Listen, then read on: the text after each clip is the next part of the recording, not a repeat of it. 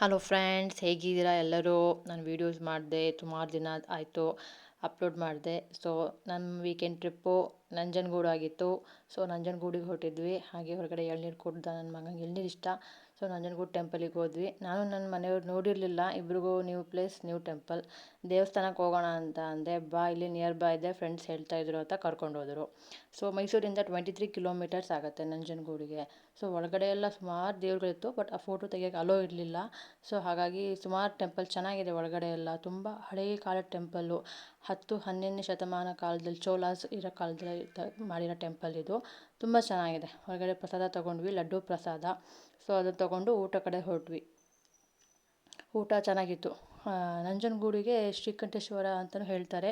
ಆಮೇಲೆ ದಕ್ಷಿಣ ಕಾಶಿ ಅಂತಲೂ ಕರೀತಾರೆ ನಂಜನಗೂಡಿಗೆ. ಅಲ್ಲಿ ತುಂಬ ಶಿವನ ಟೆಂಪಲು. ಬಾಳೆಹಣ್ಣು ತುಂಬ ಫೇಮಸ್ ಅಲ್ಲಿ ಅಂತ ನಾನು ಕೇಳಿಪಟ್ಟಿದ್ದು. ಬಟ್ ಚೆನ್ನಾಗಿತ್ತು ದೇವಸ್ಥಾನ ಮಾತ್ರ. ಅಲ್ಲಿ ಊಟಕ್ಕೆ ಹೋಗುತ್ತಲ್ಲ ಈ ಥರ ಇತ್ತು, ವ್ಯವಸ್ಥೆ ಎಲ್ಲ ಚೆನ್ನಾಗಿತ್ತು. ಸೊ ಊಟ ಪಾಯಸ ಇತ್ತು, ಅನ್ನ ಸಾರು ಇತ್ತು, ಆಮೇಲೆ ಮೊಸರನ್ನ ಇತ್ತು. ಸೊ ಹೊಟ್ಟೆ ತುಂಬ ಬಡಿಸ್ತಾರೆ ಮತ್ತು ಟೇಸ್ಟು ಚೆನ್ನಾಗಿರುತ್ತೆ. ದೇವಸ್ಥಾನ ಊಟ ಪ್ರಸಾದ ಅಂದರೆ ಗೊತ್ತಲ್ಲ, ಚೆನ್ನಾಗಿತ್ತು. ಆಮೇಲೆ ಹಂಗೆ ಕುದುರೆ ಮೇಲೆ ಕಾಣ್ತು, ಕುದುರೆ ಮೇಲೆ ಕೂರೋಣ ಅಂತ ಅಂದ್ಕೊಂಡೆ. ನಾನು ಊಟಿಯಲ್ಲಿ ಕೂತಿದ್ದೆ ನಮ್ಮ ಅಮ್ಮನ ಜೊತೆಗೆ, ಮತ್ತು ನನ್ನ ಮಗನ ಜೊತೆ ಕೂತಿದ್ದೀನಿ. ಹಾಗೆ ಮುಂದೆ ಬಂದರೆ ಅಲ್ಲೊಂದು ದೊಡ್ಡ ಸ್ಟ್ಯಾಚು ಇದೆ ಶಿವಂದು.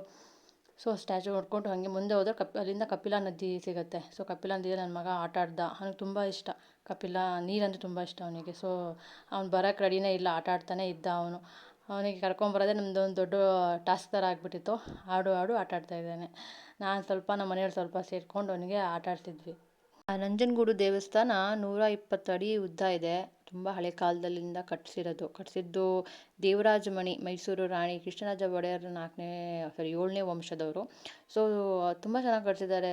ನೀಟಾಗಿ ಕ್ಲೀನಾಗಿದೆ. ಯಾವುದಕ್ಕೂ ಏನೂ ಅಡಚಣೆ ಇಲ್ಲ. ಒಳಗಡೆ ಸುಮಾರು ದೇವರುಗಳಿದ್ದಾವೆ. ಸುಬ್ರಹ್ಮಣ್ಯ, ಗಣಪತಿ, ಶಿವ, ಹನುಮಂತ, ದೇವಿಗಳು ಎಲ್ಲ ಇದೆ. ಹಂಗೆ ಒಂದು ಸ್ನಾನ ಮಾಡಿಸೋ, ಡ್ರೆಸ್ ಚೇಂಜ್ ಮಾಡ್ಕೊಂಡು ಕರ್ಕೊಂಬಂದೆ. ಶಿವ ಏನು ಮಾಡ್ತಿದ್ದಾನೆ ಅಂದರೆ ಪೇಮೆಂಟ್ ಆಗಿದೆ ಅಂತ ಮಾಡ್ತಿದ್ದಾನೆ ಅಂತ ಕೈ ತೋರಿಸ್ತಾನೆ ನನ್ನ ಮಗ.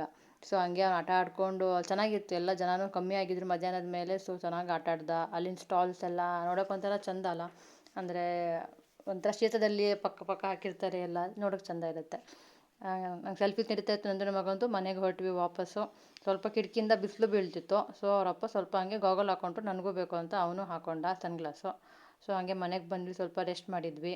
ಸೊ ಸಂಜೆ ಮಸಾಲೆ ಮಂಡಕ್ಕಿ ಮತ್ತು ಬೋಂಡ ಮಾಡೋಣ ಅಂತ ರೆಡಿ ಮಾಡಿಕೊಂಡೆ.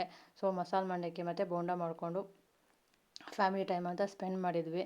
ನಾನು ಮಾಡ್ತಾಯಿದ್ದೆ, ನನ್ನ ಮಗ ನಂದು ತೆಗಿ ಫೋಟೋ ಯೂಟ್ಯೂಬಿಗೆ ಹಾಕ್ತೀಯಂತೆ ಅಂತ ಅವನು ಕೂತ್ಕೊಂಡು ಅವನು ಫೋಟೋಸ್ ತಗೊಂಡ. ಹಾಗೆ ಒಂದು ಮೂವಿ ನೋಡೋಣ ಅಂತ ಮೂವಿ ನೋಡ್ತಾ ಕೂತ್ಕೊಂಡ್ವಿ. ಸೊ ಟೈಮ್ ಸಿಕ್ಕಾಗ ಫ್ಯಾಮಿಲಿ ಜೊತೆ ಟೈಮ್ ಸ್ಪೆಂಡ್ ಮಾಡಿ ಒಂಥರ ಮೆಮೊರೀಸು ಪ್ಲಸ್ ಒಂದು ಖುಷಿ ಸಿಗುತ್ತೆ ಎಲ್ಲರಿಗೂ.